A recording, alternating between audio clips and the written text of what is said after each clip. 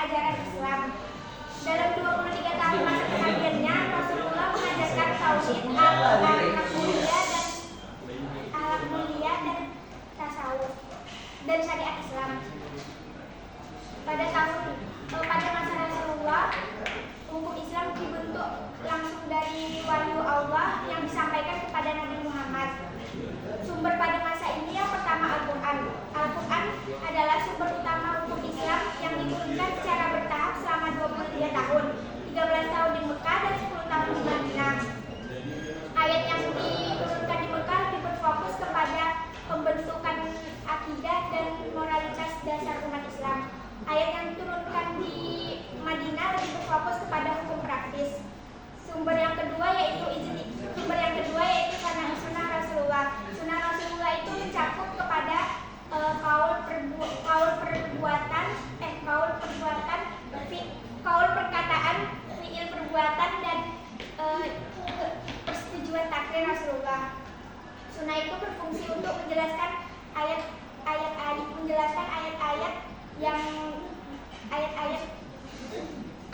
umat Islam. Terus periode kedua yang ketiga yaitu ijtihad Rasulullah. Dalam situasi tertentu di mana Rasulullah tidak langsung turunkan wahyu, tetapi Allah tidak langsung turunkan wahyu, tetapi Rasulullah melakukan ijtihad untuk menetapkan hukum.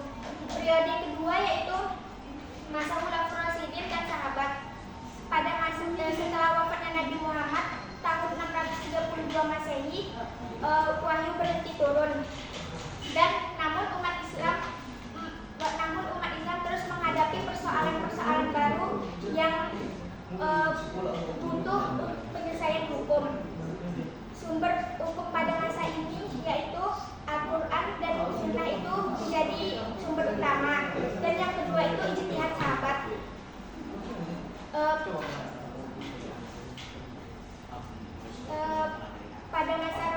Pada masa para sahabat menggunakan metode seperti qiyas, istishad dan ijma. Peran Khulafaur Rasyidin pada masa ini yang pertama Abu Bakar. Beliau memimpin selama 2 tahun dan beliau berhasil menyatukan negara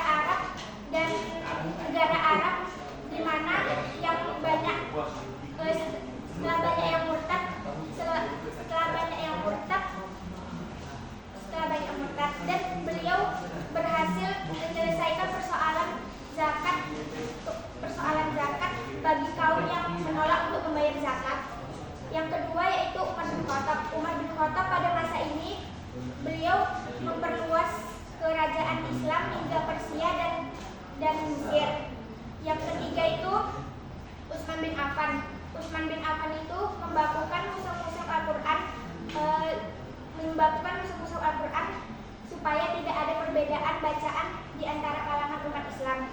Yang ketiga itu Ali bin Abi Thalib itu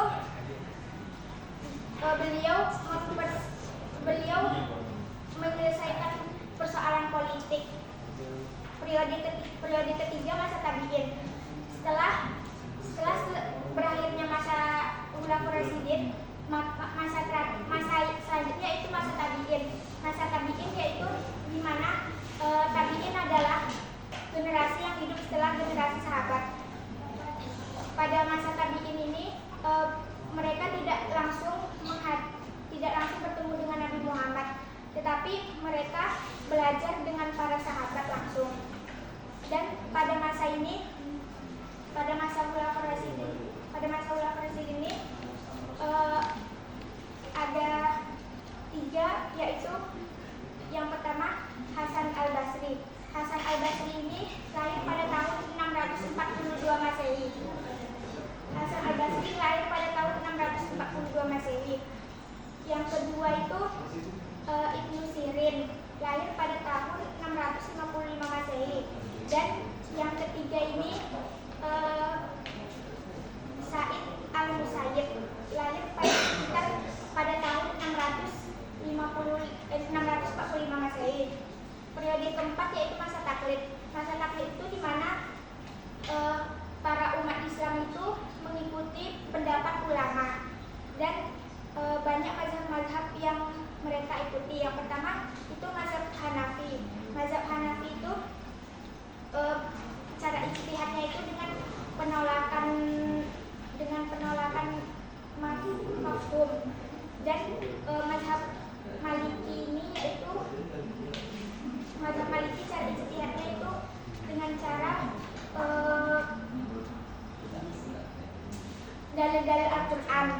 Mazhab Syafi'i itu cara ijtihadnya sama dengan mazhab yang lain, tetapi dia lebih ke Al-Quran dan Sunnah. Mazhab yang terakhir yaitu mazhab Hambali. Mazhab Hambali itu beliau lebih sama dengan mazhab Syafi'i. Selanjutnya periode terakhir, periode kelima yaitu era modern dan kontemporer. Pada tahun ke-19 hingga sekarang muncul gerakan pembaruan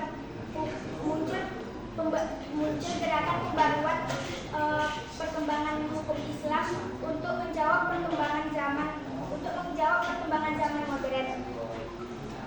Dan zaman modern itu seperti globalisasi, kolonialisme, globalisasi dan perkembangan teknologi. Kolonialisme itu seperti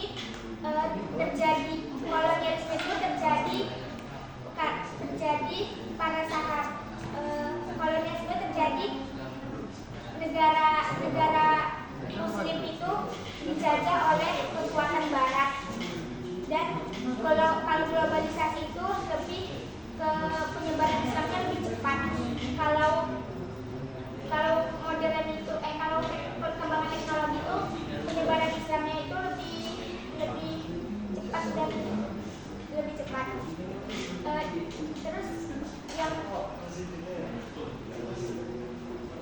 Terus pembaruan pada masa ini itu ada Muhammad Abduh, yang kedua Jalaluddin Al-Afghani sama Rashid Ridho.